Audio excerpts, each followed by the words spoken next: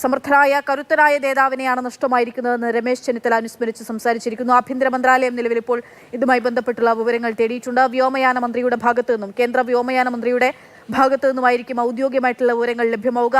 കാലാവസ്ഥയാണോ സാങ്കേതിക പ്രശ്നങ്ങളാണോ എന്താണ് ഈ ഒരു സ്വകാര്യ വിമാനം തകർന്നു വീഴാൻ കാരണമായത്? 5 പേരായിരുന്നു വിമാനത്തിലുണ്ടായിരുന്നത്. 5 പേർക്കിടെയും ദേഹവിയോഗം സംഭവിച്ചിരിക്കുന്നു എന്നുള്ള വലിയ വേദനിപ്പിക്കുന്ന വലിയ നടുക്കമുണ്ടാക്കുന്ന ആകാശ ദുരന്തത്തിന്റെ വാർത്തയിലൂടെയാണ് ഈ മണിക്കൂറിൽ നമ്മൾ കടന്നുപോയിക്കൊണ്ടിരിക്കുന്നത്. ബി ബാലഗോപാൽ വിവരങ്ങളുമായി തുടരുന്നുണ്ട്. ബാലുവാണ് ഈ വാർത്തയുടെ വിശദാംശങ്ങളൊക്കെയും നൽകിക്കൊണ്ടിരിക്കുന്നത്. ബാലു, ഇപ്പോൾ നമുക്ക് പുതുതായി എന്തെങ്കിലുമൊക്കെ വിവരങ്ങൾ ലഭ്യമാവുന്നുണ്ട്? അവിടെ നിന്ന് ഈ തീ അണയ്ക്കുന്ന ഉൾപ്പെടെയുള്ള ദൃശ്യങ്ങളൊക്കെ വരുന്നുണ്ട്. പൂർണ്ണമായും തീ അണയ്ക്കുന്ന പ്രവർത്തനങ്ങൾക്ക് അത് പൂർണ്ണമായിട്ടുണ്ടോ? മൃതദേഹങ്ങൾ മോർച്ചറിയിലേക്ക് മാറ്റി എന്നുള്ളതാണ് അറിയാൻ സാധിക്കുന്നത്. പുതിയ വിവരങ്ങൾ, ഏറ്റവും പുതിയ വിവരങ്ങൾ ഈ നിമിഷം നമുക്ക് ലഭ്യമാവുന്ന എന്തൊക്കെയാണ്?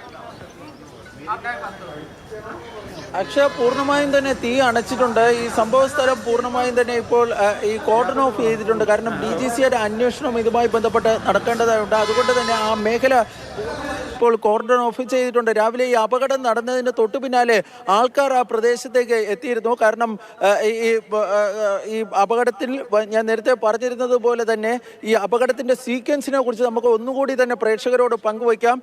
രാവിലെ 7:55 ശേഷമാണ് ഈ മുംബൈയിൽ നിന്ന് ഈ ചാർട്ടേഡ് വിമാനം ഈ പൂനെയിലെ ബാരാമതിയിലേക്ക് പോകുന്നത്. 8:50 ശേഷം 8:50 കൂടിയാണ് ഈ ടച്ച് ഡൗൺ നേരത്തെ തീരുമാനിച്ചിരുന്നത്. പക്ഷേ 8:45 കഴിഞ്ഞപ്പോൾ ഇത് ബാരാമതിക്ക് മുകളിലുള്ള എയർ സ്പേസിൽ എത്തിയിരുന്നു. 8:45 ശേഷം ഈ വിമാനത്തിന് ചില സാങ്കേതിക തടസ്സങ്ങൾ, സാങ്കേതിക തകരാറുകളൊക്കെ ഈ പൈലറ്റിന് അനുഭവപ്പെട്ടിരുന്നു എന്നാണ് പറയപ്പെടുന്നത്. തുടർന്ന് അദ്ദേഹം ATCയോട് അടിയന്തര ലാൻഡിങ്ങിനുള്ള പെർമിഷൻ ചോദിക്കുകയാണ് ചെയ്തിരുന്നത്. ATC അത് നൽകിയിരുന്നു എന്നാണ് ഇപ്പോൾ നമുക്ക് മനസ്സിലാക്കാൻ വേണ്ടി സാധിക്കുന്നത്.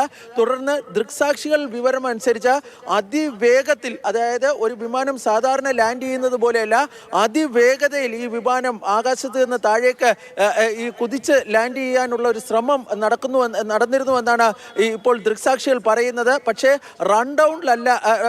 ഈ റൺവേയിലല്ല ഈ ടച്ച് ഡൗൺ നടന്നിരുന്നത്. അത് റൺവേക്ക് പുറത്തുള്ള ഭാഗത്തായിരുന്നു ഈ ടച്ച് ഡൗൺ നടന്നിരുന്നത്. ആ സമയത്ത് ടച്ച് ഡൗണിന് തൊട്ടു പിന്നാലെ തന്നെ ഉഗ്ര ശബ്ദത്തോടു കൂടി ഈ വിമാനം ഈ പൊട്ടിത്തെറിക്കുകയായിരുന്നു എന്നാണ്, അല്ലെങ്കിൽ സ്ഫോടനം ഉണ്ടാകുകയായിരുന്നു എന്നാണ് ഇപ്പോൾ നാട്ടുകാർ പറയുന്നത്. തുടർന്ന് ആദ്യ വലിയ ഉഗ്ര സ്ഫോടനത്തിന് ശേഷം, അല്ലെങ്കിൽ ഉഗ്ര ശബ്ദത്തിന് ശേഷം തൊട്ടു പിന്നാലെ 4-5 തവണ സമാനമായ രീതിയിൽ ശബ്ദം ഈ വിമാനത്തിൽ നിന്ന് ഉണ്ടായിരുന്നു.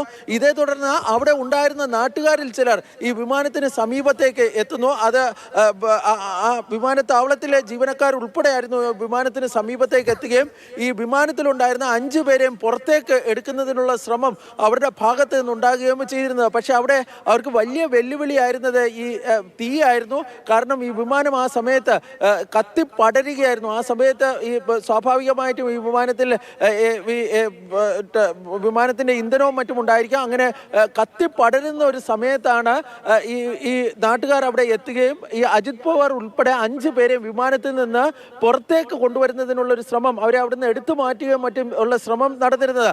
ആ സമയത്ത് പക്ഷേ ഈ തീ കാരണം അവർക്ക് അതിൽ വലിയ തോതിലുള്ള പ്രതിസന്ധികൾ അനുഭവിച്ചു. എന്നിരുന്നാൽ കൂടിയും ഈ 5 പേരെയും പുറത്തേക്ക് കൊണ്ടുവന്നിരുന്നു എന്നാണ് നാട്ടുകാർ പറയുന്നത്. ഇതിനിടെ ഇവരെ ആശുപത്രിയിലേക്ക് മാറ്റുന്നു. ആശുപത്രിയിലേക്ക് മാറ്റുമ്പോൾ ആശുപത്രിയിൽ എത്തിയ ഉടൻ തന്നെ ആശുപത്രി ഇവരുടെ മരണം ഈ സ്ഥിരീകരിക്കുകയാണ് ഉണ്ടായിരുന്നത്. ഒരുപക്ഷെ ഈ വിമാനം ലാൻഡ് ചെയ്യുന്ന സമയത്തുണ്ടായ സ്ഫോടനത്തിൽ തന്നെ ഇവർക്ക് ജീവൻ നഷ്ടപ്പെട്ടിരിക്കുക. അതുമായി ബന്ധപ്പെട്ട വിശദാംശങ്ങൾ ഒന്നും തന്നെ നമുക്ക് ലഭ്യമായിട്ടില്ല. നിലവിൽ ഈ മൃതദേഹം ഈ ആശുപത്രിയിലെ മോർച്ചറിയിലുണ്ട്. പോസ്റ്റ്മോർട്ടം ഉൾപ്പെടെയുള്ള നടപടികൾ പൂർത്തിയാക്കേണ്ടതുണ്ട്. അതിനുശേഷം മൃതദേഹം ബന്ധുക്കൾക്ക് വിട്ടു നൽകുവാനാണ് സാധ്യത. ഈ അജിത് പവാറിന്റെ ഭാര്യ സുനേത്ര പവാർ, മകൻ പാർത്ഥ പവാർ എന്നിവർ ഡൽഹിയിലായിരുന്നു. അതുപോലെ തന്നെ സുപ്രിയ സുലെയും ഡൽഹിയിലായിരുന്നു. ശരത് പവാർ ഡൽഹിയിലാണ്. ഇതിൽ സുപ്രിയ സുലെയും സുനേത്ര പവാറും പാർത്ഥ പവാറും NCPയുടെ വർക്കിംഗ്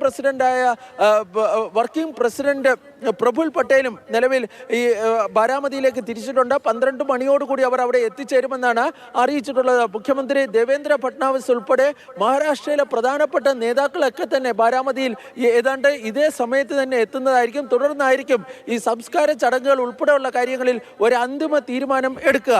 ഇതിനിടയിൽ ഇതുമായി ബന്ധപ്പെട്ട് ഒരു ഉന്നതതല അന്വേഷണത്തിന് DGCയെ തീരുമാനിച്ചിട്ടുണ്ട്. ആ അന്വേഷണത്തിന് DGCയെ ഉത്തരവിടുകയും ചെയ്തിട്ടുണ്ട്. ഈ അന്വേഷണം ഏത് ഉദ്യോഗസ്ഥന്റെ നേതൃത്വം നേതൃത്വത്തിലാണ് നടക്കുക എന്നതുൾപ്പെടെയുള്ള വിശദാംശങ്ങൾ നമുക്ക് ഈ ഘട്ടത്തിൽ ലഭ്യമായിട്ടില്ല. പക്ഷേ ഇതുമായി ബന്ധപ്പെട്ട് വിശദമായ അന്വേഷണം ഉണ്ടാകുമെന്ന് തന്നെയാണ് DGCയുമായി ബന്ധപ്പെട്ട കേന്ദ്രങ്ങൾ അറിയിച്ചിട്ടുള്ളത്.